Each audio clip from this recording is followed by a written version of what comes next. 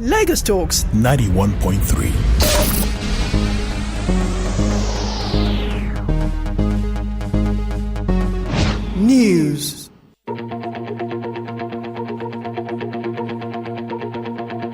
The federal government has declared December 26 and 27, 2022 as public holidays to mark Christmas and Boxing Day. It also declared Monday, January 2, 2023 as holiday to mark the new year. The announcement was made by Minister of Interior Rauf Aregbesola in a statement issued by the Permanent Secretary in the Ministry, Dr. Shuaib Belgore, on Thursday in Abuja. The minister felicitated Christians and all Nigerians at home and in the diaspora on the Christmas and New Year celebrations. Aregbesola enjoined Christians to emulate virtues of Jesus Christ in deeds and follow his teachings, especially on faith, hope, and love. The proposed passage of the 2023 budget suffered a setback yesterday as both upper and lower legislative chambers of the National Assembly failed to consider and pass the report of its committees on appropriation due to irregularities on the part of the executive. The Senate also suspended consideration of the Finance Bill 2022 and the Supplementary Budget 2022 to enable its committees conclude work on the legislation. Our correspondent Raliat Adenekon reports that President of the Senate Ahmed Lawan, who disclosed these developments at the start of plenary, stated that the budget that was sent to the National Assembly was riddled with so many errors which hindered the passage. The reason for this is because the appropriation bill came to the National Assembly with some problems. And when our committees on appropriation in the Senate and House started to reconcile the figures of what we have done and what was presented, the problems became very obvious and they were not easy to deal with. And therefore, our committees had to start a process of cleaning up the bill first. That process, of course, also engaged the executive arm because the problem came from there.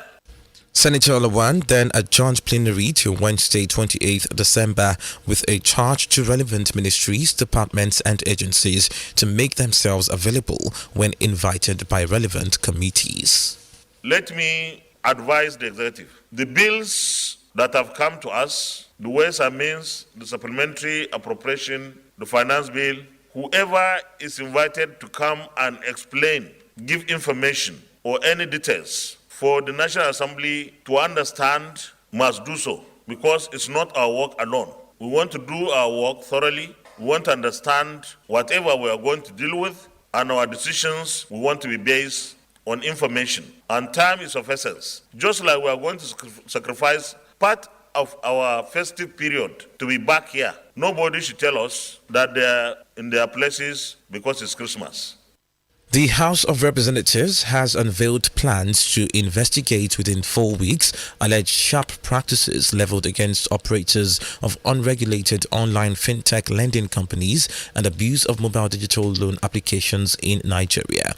Our correspondent Nathan Williams reports that the resolution was passed sequel to the adoption of a motion on a matter of urgent public importance sponsored by Honorable Alhaji Satomi, who solicited for the House intervention. In his lead debate, Honorable Satomi expressed grave concern over the proliferation of online loan apps across Nigeria by some fraudulent and unscrupulous profiteers, affecting many low-income Nigerians who are coerced to borrow and get trapped in the web of sham loan sharks. Worried about the operation of some of cash with hosted operating account under the name of supercar individuals, certain commercial banks in Nigeria were carried out these activities of the loan. Also worried that such account holders did not have the required license to operate the money lender, which led to the commercial banks to close the first account.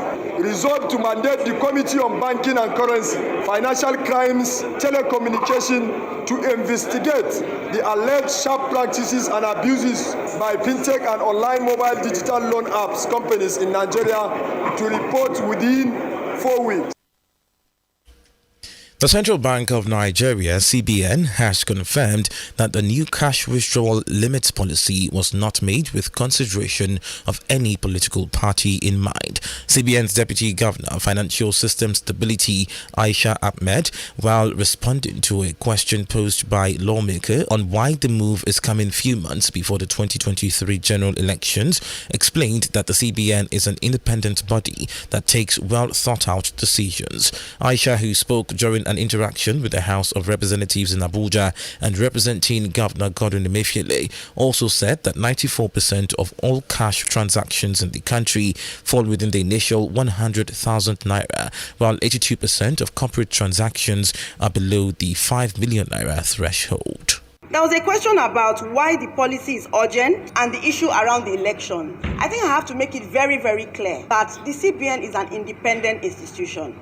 Our decisions are taken based on research, data, and it is the work of many teams working together across the different directorates. On this issue, we've had teams from banking supervision, from payment system, from currency management, across the entire bank. And it is then brought up and we have make a decision. At no time do we make decisions based on any political considerations, and I think it's important that I understate that. The Apex Bank Deputy Governor further said the new policy will address terrorism financing, adding that it printed 500 million pieces of the newly designed Naira notes. The Speaker, Femi Gbajabiamila, who raised new observations, also stressed the need for compliance to the law by the CBN. So by briefing the House, we can now go back, assuming we agree with your policy, to our constituent and let them know what is going on and why it is going on. We could have worked with you if we agreed with you. So the question remains, how come the CBN did not brief the House? And moving forward, that should never happen again. Although you may say that the horse has left the stable, the redesigning of the Naira, like I said earlier, good intention, all your policies may be of good intention, but they say the road to hell is sometimes paved with good intentions. We are aware of the United States. Just recently, the Bank of England changed the polymer notes or whatever to the King Charles notes. And the Bank of England made a publication that would not come into effect until 2024. Honorable Gbajabiamila also in a remark said the House will pass the 2023 appropriation bill next week, Wednesday. A federal high court sitting in Kano has affirmed Mohamed Abacha as the duly elected governorship candidate of the People's Democratic Party, the PDP, for Kano State. In a ruling issued on Thursday night, Justice A.M. Liman, the presiding judge, declared the Kano PDP governorship primary that produced Sadiq Wali invalid. Additionally, the judgment ordered that Abacha's name be cleared by the Independent National Electoral Commission. Rivers State Governor Nyesom Wike says he will make his preferred presidential candidate known in January 2023. The governor, who stated this on Thursday, said he will also campaign for his adopted candidate nationwide. Following the PDP presidential primary in May, where he lost out, Wike has been at loggerheads with Atiku Abubakar over the chairmanship of Iyorchia Ayu, the national chairman of the party.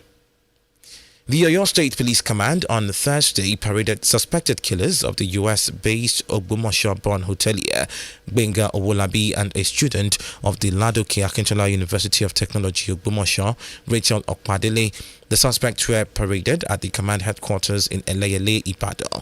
Parading the suspect alongside others, the State Commissioner of Police, Adebowale Williams, said they were arrested based on credible information provided by one of their victims.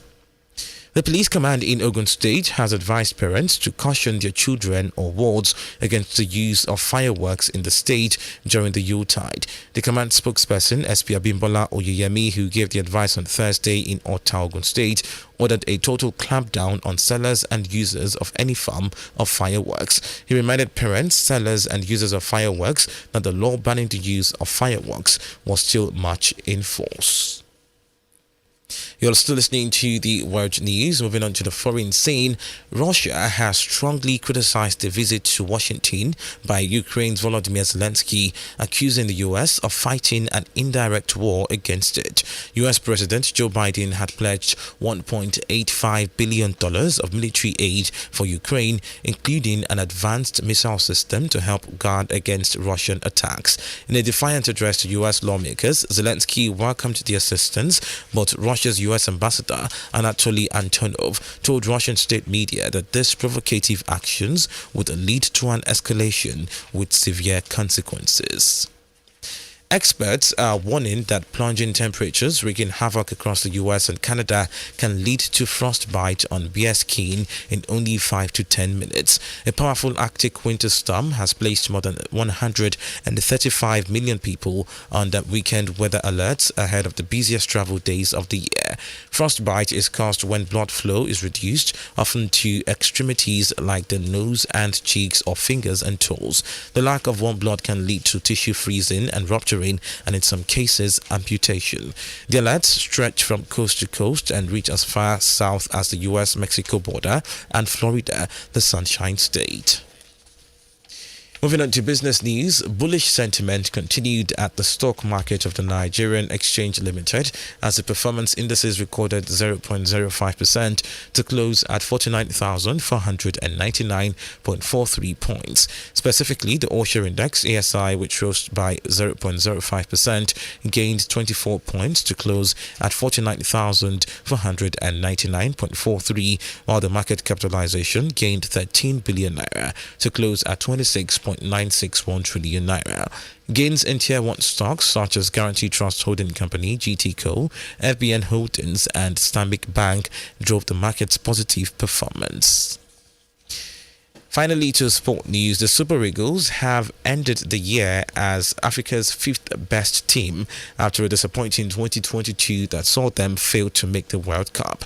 In the November 2022 FIFA ranking released yesterday, the three-time African champions are now 35th in the global pecking order.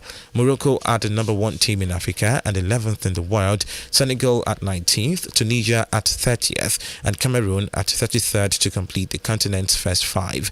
Nigeria began the year placing third on the continent and 32nd on the world stage. Zambia have appointed former Chelsea, West Ham and Ghana manager Avram Grant to take charge of their national team. A 67-year-old who has won honours as a manager in his home country as well as in England and Serbia replaces former Zambia international Moses Sekoni, who had been acting as caretaker following the departure of former Croatia international Aljoza Asanovic in September. The Israeli, who has been without a major coaching role since a spell in the Indian Premier League in 2018, has agreed a 2-year contract, the Football Association of Zambia announced yesterday.